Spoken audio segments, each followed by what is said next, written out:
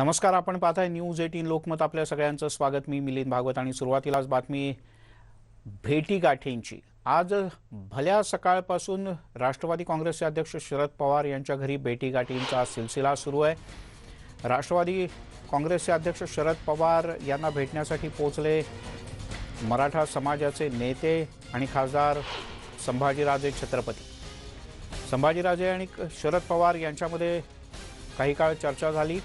मराठा समाज अस्वस्थ आहे आणि मराठा समाजाची स्थिती शरद पवार यांच्या कानावर घातल्याचं संभाजीराजे छत्रपती यांनी नंतर माध्यमांशी बोलताना सांगितलं. उद्याला आपण मुख्यमंत्री आणि विरोधी पक्षनेत्यांची भेट घेणार आहोत. मराठा समाजासाठी शरद पवार यांनी पुढाकार घ्यावा असं आवाहन आपण पवारांना केल्याचंही त्यांनी नमूद केलं. मराठा आरक्षणावर सकारात्मक चर्चा झाली आणि मराठा समाजाला न्याय मिळावा या दृष्टीने सर्वपक्षीय नेत्यांनी एकत्र यावं यासाठी पुढचे 2 दिवस शरद पवार यांच्या पाठोपाठ मुख्यमंत्री, विरोधी पक्षनेते आणि अन्य काही नेत्यांना भेटणार असल्याचं संभाजीराजे छत्रपती यांनी स्पष्ट केलं.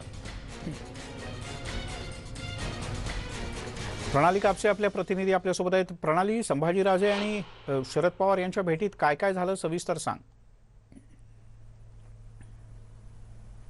जर आता आपण पाहतोय आहे की शरद पवार हे सिल्वर ओक या त्यांच्या बंगल्यावरनं बाहेर पडत आहेत.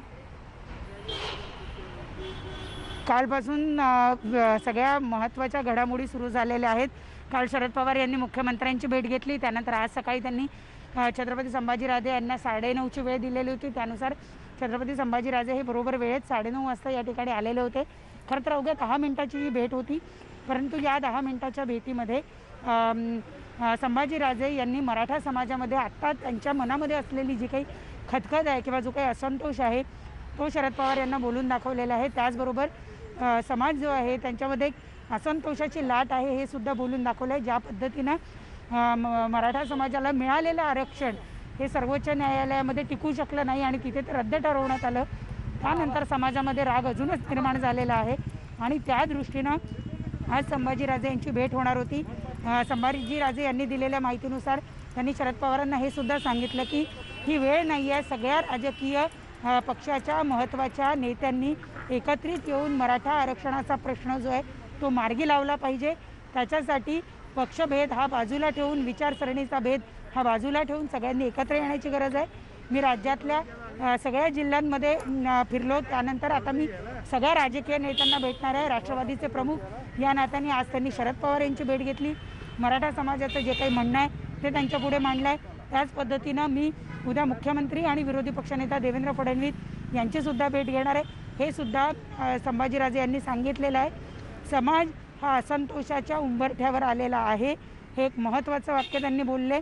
आणि त्याचबरोबर त्यांनी हे सांगितलं की उद्या सगळ्या नेत्यांना भेटून झाल्यानंतर संध्याकाळी मी पत्रकार परिषद घेऊन माझी भूमिका स्पष्ट करणार आहे. एकूणच संभाजीराजे यांची भूमिका जी आहे ती आक्रमक वाटत होती. बोलताना सुद्धा त्यांच्या बोलण्यामध्ये ॲग्रेशन होतं. एकूणच नाराजी आणि असंतोष त्यांच्या बोलण्यातून जाणवत होता. प्रणाली, तू राहाच आपल्यासोबत. स्वतः संभाजीराजे यांची तू घेतलेली प्रतिक्रिया आपल्यापर्यंत पोहोचले, पाहूयात त्यांनी काय म्हटलंय.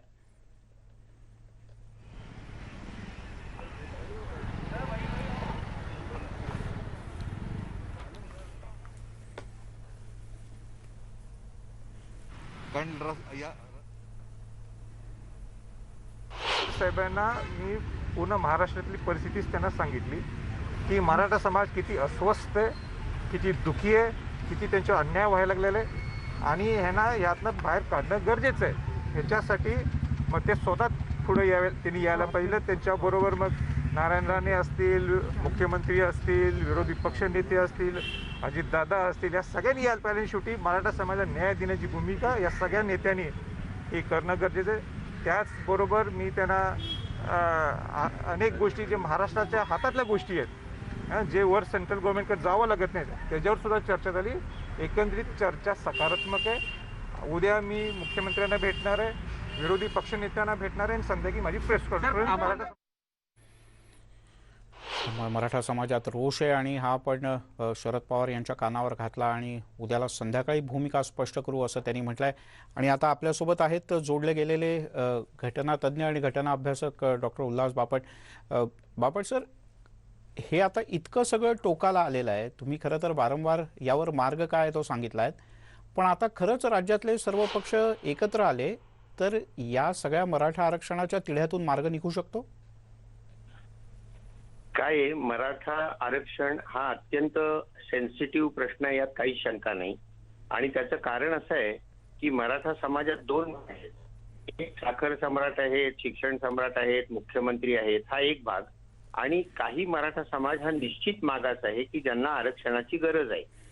आता एक गोष्ट लक्षात घ्या, मी राजकारणात जात नाही, मी घटनेतल्या काय तरतुदी आहेत तेवढ्या फक्त तुम्हाला सांगतो हो. की 14व्या कलमाखाली समानतेचा जो अधिकार दिलेला आहे त्याला 15 आणि 16 मध्ये काही अपवाद सांगितलेले आहेत आणि आरक्षण हा त्याचा अपवाद आहे. आणि अपवाद हा नियमापेक्षा मोठा असू शकत नाही हे आंबेडकरांनी घटना समितीमध्ये स्पष्ट केलं आहे. याचाच अर्थ आरक्षण 50% जास्त देता येत नाही असं आंबेडकर म्हणाले. हाच बरोबर मुद्दा इंद्रसानी केसमध्ये 9 जजेसनी उचलून धरला आणि त्यामुळे गेले 29 वर्ष भारतामध्ये ही पोझिशन आहे की 50%च्या वर आरक्षण देता येत नाही.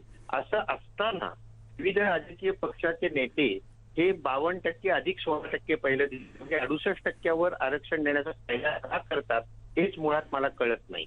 त्यामुळे आत्ताच्या सुप्रीम कोर्टाच्या 5 जजेसनी सुद्धा हा कायदा हा घटनाबाह्य ठरवला. हो. आता 50%च्या वर का देता येत नसेल तर उघड आहे की मागास मराठा समाज जो आहे त्याला ओबीसी मध्ये बसवावं लागेल. मग ओबीसी आणि मराठा असा लढा तिथे चालू होऊ शकतो. हो. तर मला असं वाटतं की इथे सर्व राजकीय पक्षांनी, नेत्यांनी विशेषतः थोडं सामंजस्य दाखवण्याची गरज आहे, गिव्ह अँड टेक करण्याची गरज आहे आणि सगळ्यांना 50%मध्ये कसं बसवता येईल याचा विचार याच्या पुढच्या काळात करायला पाहिजे. कारण 50%च्या वर वाढवता येणार नाही, ही जवळजवळ काळ्या दगडावरची रेष आहे. हे लक्षात घेऊन सर्व नेत्यांनी वागायला पाहिजे असं मला वाटतं. किंवा सुप्रीम कोर्टाकडे रिव्ह्यू पिटिशन करून पुन्हा राज्याला हा जे आता घटना दुरुस्ती जी झाली 102 त्याच्यावर रिव्ह्यू पिटिशन करावं, हाही एक उपाय आहे. परंतु एकमेकांबद्दल सामंजस्य दाखवणं, सामोपचाराची भूमिका घेणं हे मला जास्त योग्य वाटतं. बरं, एक शेवटचा प्रश्न. केंद्र सरकारनं सुद्धा एक रिव्ह्यू पिटिशन केलंय आणि त्यात केंद्रानं असं म्हटलंय की राज्याला हा अधिकार आहे तर राज्य हा निर्णय करू शकतं. याचाच अर्थ असा समजायचा, तुम्ही ज्याचा उल्लेख केलात 50%त बसवणंच करायला लागेल राज्य सरकारला करायचं तर? हो, ते तर निश्चितच आहे. आणि दुसरी गोष्ट अशी, हे जे रिव्ह्यू पिटिशन केलंय, हे रिव्ह्यू पिटिशन माझा अनुभव असा आहे की 100 99 नाकारले जातात. आता 102वी जी घटना दुरुस्ती केलेली आहे त्याप्रमाणे मागास आयोग केलाय, त्यांनी ठरवायचं की मागास कोण आहे आणि मग राष्ट्रपती नोटिफिकेशन काढून ती जमात मागास आहे असं सांगणार.